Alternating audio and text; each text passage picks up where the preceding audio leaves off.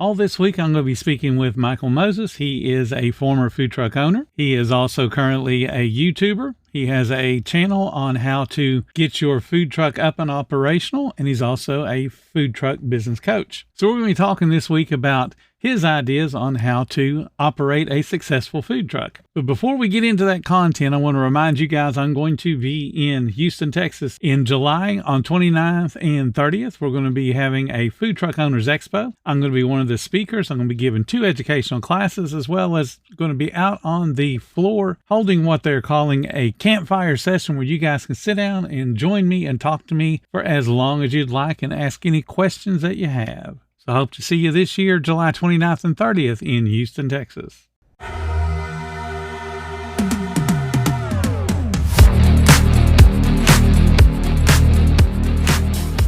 Welcome to the 10-Minute Food Truck Training Podcast. My name is Bill Moore. I am a food truck business coach, author of 5 food truck vending books, including Food Truck 101 and Food Truck 201.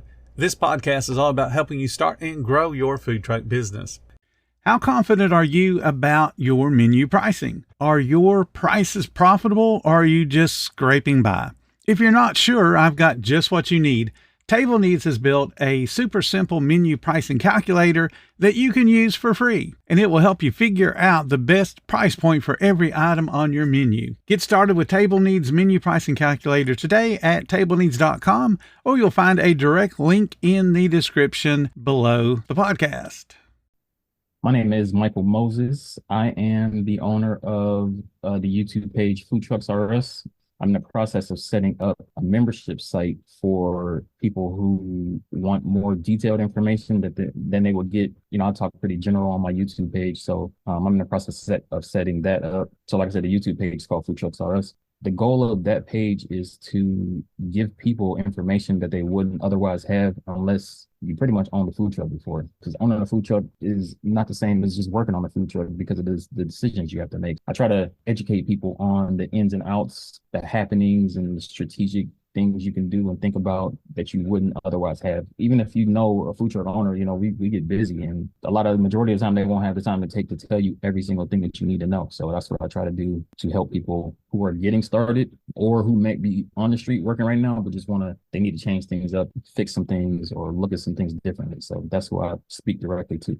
I mean, that's awesome. We have folks that are willing to do that, because there's a lot of misinformation and a lot of ancient information out there when people start to do searches. So I'm glad that we got somebody that's keeping it real and keeping it honest as far as telling them what it's like. If you're going to teach people how to do something, let's talk about what you've done to earn that ability to be able to teach somebody. Going all the way back, you remember when you were like 15, 16, 17 years old and you started to want to get some things, but you didn't have any money. And, maybe if you're in a super blessed situation, you go to your parents and they'll get you anything you want. But the majority of us, you can't get everything you want because mom and dad can't spend those hundreds of thousands of dollars on the stuff you want as a kid that you don't really fully understand how much it costs. So when I was around that age, I said, man, I got to get a job somehow. And I don't know how. I ended up going to a restaurant and I started as a dishwasher. And I did that for about 30 days. I guess I was doing a pretty good job. So one of the managers came back and said, hey, do you want to come on the line and cook a little bit? I'm always open to opportunities. So, I said, yeah, I'll do it.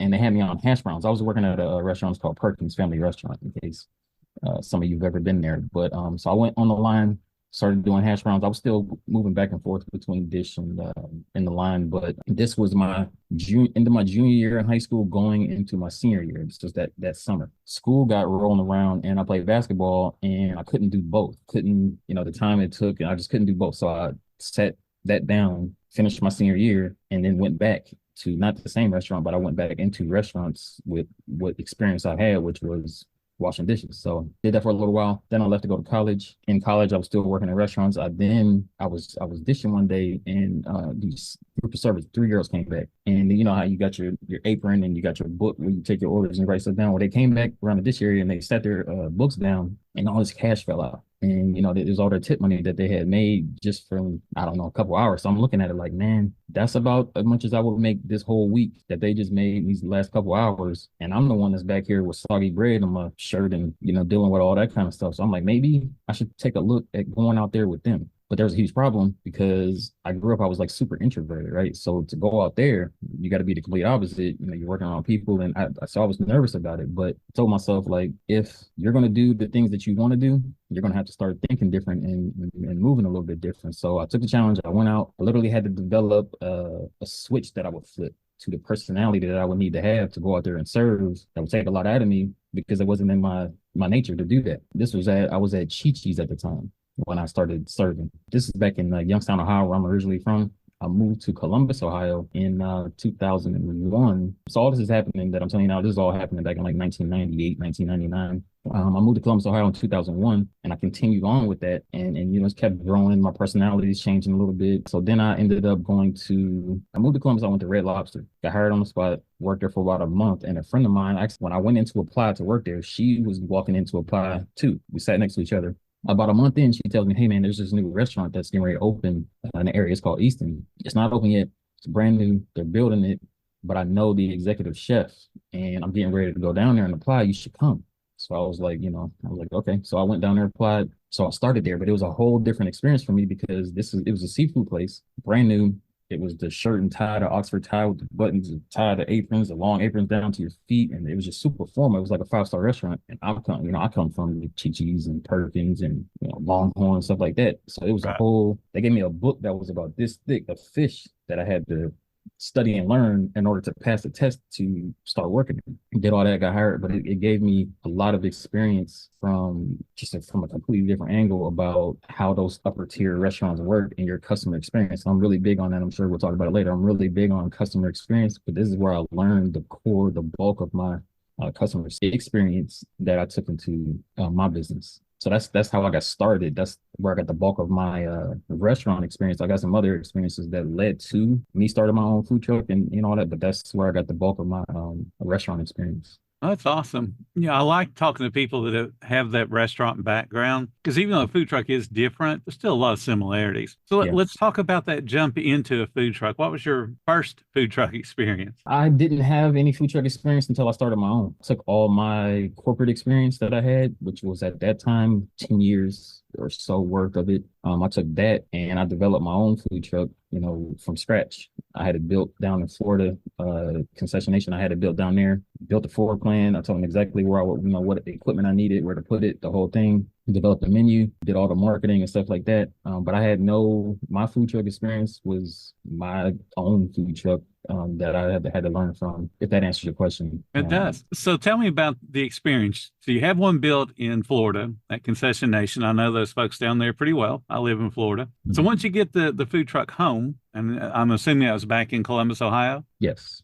Okay. Tell me about that experience. What was the menu? What was it like getting new guests to come and see your food? I had it shipped to me, and I remember when the guy was driving up my street to drop it off, it was a trailer. And the reason why I got a trailer is because I had a box truck that I used for a logistics company that I had with a friend of mine right before this. So I was like, I don't need to buy an actual food truck and spend an extra 30,000 on, the front end, the engine and trans. I don't need to do that because I already got this truck here that can pull it. But I had no experience pulling a trailer at all. So this trailer that I got was 10,000 pounds with all the equipment in it and everything like that. So I was scared at first because I'm like, man, I don't know how to drive this thing, but I got to figure it out because I just spent all this money to get this and it's here and we got to get going. So that was my first initial emotion that I had about it, was just how am I going to drive this thing? My menu was, it wasn't too big. One thing that I try to, tell people that they may or may not understand, your first thought is, oh, I got to have all this stuff on my menu and I got to have all these options and stuff, but it actually works the complete opposite. The more options you have, the more confusing it is and the longer it takes for people to order. So less is better, right? So I had nine, I think I had 7 to 9 options on there, but they were super easy to understand. You don't want people asking you a bunch of questions about your menu. So I try to make it as simple as possible. I spelled out everything that was on as an option on there. I spelled it out so you don't have to ask me. And they were all just regular stuff like hamburger, cheese. I serve loaded French fries. Mm-hmm. I have 9 different versions of the loaded fry. Hamburger, cheese, ketchup, mayo, and all this different stuff. You don't have to ask me what that is. You know what that is. I didn't have a bunch of sauces that you have to go and say, what is that? What's in that? I didn't have any of that stuff. It's just cut and dry, right? Got pretty popular really fast. I thought that it would take a year. Well, my plans were just to go out there for the first year, just introduce it, get people to see it, like it, talk about it. And then, come year 2, I can really try to hit it hard. Well, what I wanted was businesses to start reaching out to me instead of me reaching out to them to come part serve, their employees or whatever it is. So what I thought would take a year took like 2 weeks. And some of the bigger companies here, like Nationwide, NetJets, Zulily, State Farm, I mean, they all just started emailing me and saying, "Hey, we heard about your truck. Can you come to our business and serve our employees?" Just kept going from there. It just got bigger and bigger and faster and faster. So that's how that got Awesome. started. I like what you said about keeping a small menu. Give us an example of what was on that very first menu. So a couple options, and I played off of. I had a play of words on how I did it. So one of the options was called the Buck Fry, right? And it was a play on the Buckeyes here in Columbus, Mm-hmm. but I served fries, right? And I literally had the menu items listed as they come on the fries. So the fries are on the bottom, had cheese, beef, bacon, ketchup, and mayo.